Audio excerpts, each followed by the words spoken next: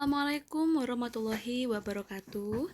Baik anak-anakku sekalian, sebelumnya Baya ucapkan selamat siang nggih untuk hari ini, dan hari ini kalian mulai untuk pembelajaran online nggih. Dan ini adalah pertemuan pertama kita ya untuk materi praktikum akuntansi lembaga atau instansi pemerintahan. Baik anak-anakku, sebelum Bu Ayu menjelaskan terkait materi praktikum akuntansi lembaga atau instansi pemerintahan, nanti Ibu Ayu minta tolong kalian bisa mengisi daftar hadir di kolom komentar, oke? Dan jangan lupa dikasih nomor absen. Jadi nanti di kolom komentar dikasih absensi kalian serta nama kalian. Jadi nanti Bayu akan menilai kehadiran kalian dari itu. Jangan lupa juga tolong di subscribe channel YouTube-nya Bu Ayu. Baik ya. Nanti akan kelihatan siapa yang tidak mensubscribe dan yang nanti sudah subscribe terus di unsubscribe itu ada. Kelihatan ya anak-anakku? Baik, dari sini Bu Ayu lanjutkan ya praktikum akuntansi lembaga instansi pemerintahan. Nah, lanjut ini anak-anakku sekalian. Di bab 1, untuk bab 1 ini anak-anak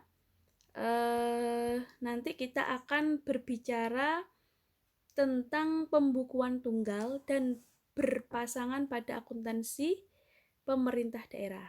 Dalam bab 1 ini nanti kita akan berbicara 4 komponen. Yang pertama adalah pemerintah pusat dan pemerintah daerah. Yang kedua, pengelolaan keuangan daerah. Yang ketiga, akuntansi pemerintah daerah. Dan yang terakhir adalah sistem pembukuan. Pertemuan hari ini, Bu Ayu akan menjelaskan pemerintah pusat dan pemerintah daerah. Tugas untuk kalian, untuk pertemuan pertama ini, apa yang Bu Ayu jelaskan hari ini, tolong dicatat di buku tulis kalian. Nanti yang sudah menulis dan mencatat hasil dari penjelasan Bu Ayu tolong di foto dan dikirim di grup. Paham ya anak-anak ya? Dari sini ada yang ditanyakan? Nanti bisa langsung ditanyakan melalui grup atau di kolom komentar di YouTube Bu Ayu ini. Baik anak-anak ya, Bu Ayu lanjutkan ya. Baik, nah ini sebagai pengantar anak-anak ya. Akuntansi itu tidak hanya diterapkan pada perusahaan-perusahaan laba dan nirlaba. Jadi akuntansi yang kalian pelajari dari kelas 1 itu kebanyakan adalah perusahaan-perusahaan yang mengarah pada laba atau profit. Tetapi seiring waktu berjalan, akuntansi itu tidak hanya diterapkan kepada perusahaan-perusahaan laba, tapi juga pada perusahaan yang nirlaba. Nah, perusahaan nirlaba itu apa? Nanti boleh jelaskan di bawah ini, nggih. Namun akuntansi juga diterapkan di berbagai sektor, seperti sektor pemerintahan yang meliputi pemerintah pusat maupun pemerintah daerah atau desa. Nah, lanjutnya, perusahaan nirlaba itu merupakan perusahaan yang tidak berorientasi pada profit. Salah satunya yaitu seperti yayasan pendidikan, seperti itu anak-anak ya.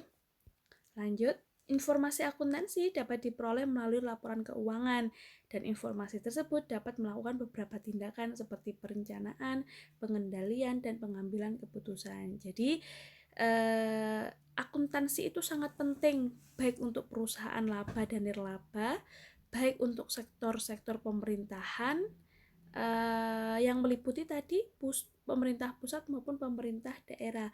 Fungsinya untuk apa? Untuk memperoleh informasi akuntansi atau pembukuan atau laporan keuangan yang nantinya akan dijadikan acuan perencanaan program ke depan seperti apa, pengendalian dari masalah-masalah yang terjadi apa, dan pengambilan keputusan. Sehingga informasi akuntansi itu sangat penting sekali karena untuk menentukan 3 tindakan seperti itu. Paham anak-anak ya? Baik, lanjut langsung ke materi inti. Nah, pemerintah pusat dan pemerintah daerah. Pemerintah pusat itu sendiri di sini Bayu tulis, Bayu artikan pemerintahan secara nasional yang berkedudukan di Ibu Kota Negara Kesatuan Republik Indonesia, yakni Jakarta. Nah, sebagai negara kesatuan, anak-anakku sekalian, pemerintah pusat itu mempunyai wewenang untuk mengatur seluruh wilayahnya melalui pembentukan daerah-daerah seperti provinsi, kabupaten atau kota, dan seterusnya. penyelenggara pemerintah pusat dilakukan oleh 3 lembaga, yakni ada 3 tadi anak-anak, legislatif, eksekutif, dan yudikatif. Di situ Bu Ayu sudah jelaskan, lembaga legislatif itu adalah lembaga negara yang mempunyai kekuasaan membentuk peraturan perundang-undangan, yakni contohnya MPR, DPR, DPD, DPRD provinsi, dan DPRD kabupaten atau kota. Yang kedua, lembaga eksekutif. Apa itu lembaga eksekutif?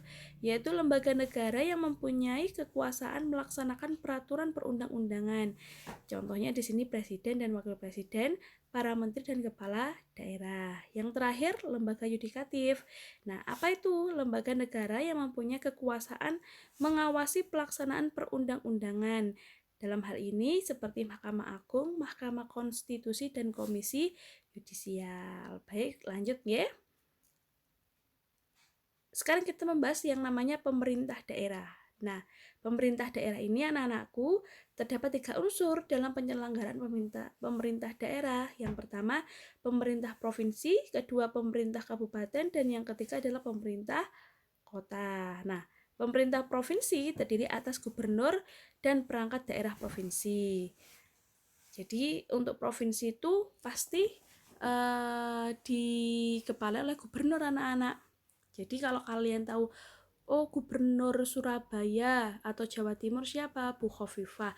Itu merupakan unsur dalam penyelenggaraan pemerintah daerah. Diawali dari provinsi. Nah, provinsi terdiri atas apa?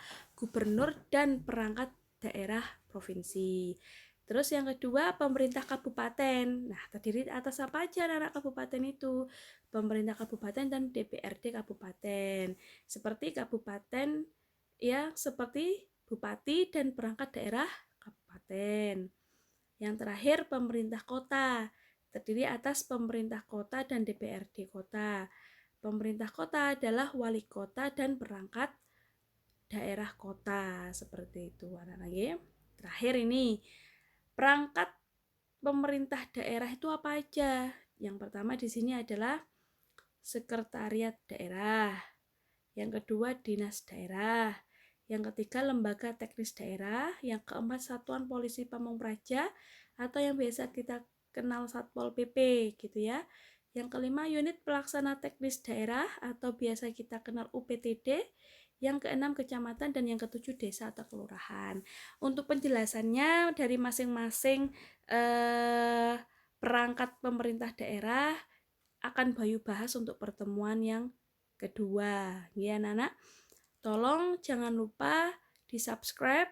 Yang kedua, seluruh penjelasannya Bu Ayu kalian tulis di buku tulis. Jika sudah, kalian foto, kalian kirim di grup, langsung Bu Ayu nilai. Yang ketiga, jangan lupa absen di kolom komentar, nama dan nomor absen. Paham anak-anak? Baik, saya rasa untuk pertemuan pertama hari ini cukup. Kurang lebihnya mohon maaf. Jika ada pertanyaan silahkan bisa ditanyakan di kolom komentar atau langsung di WA grup kelas. Terima kasih, kurang lebihnya mohon maaf. Wabillahi taufiq wal hidayah. Wassalamualaikum warahmatullahi wabarakatuh.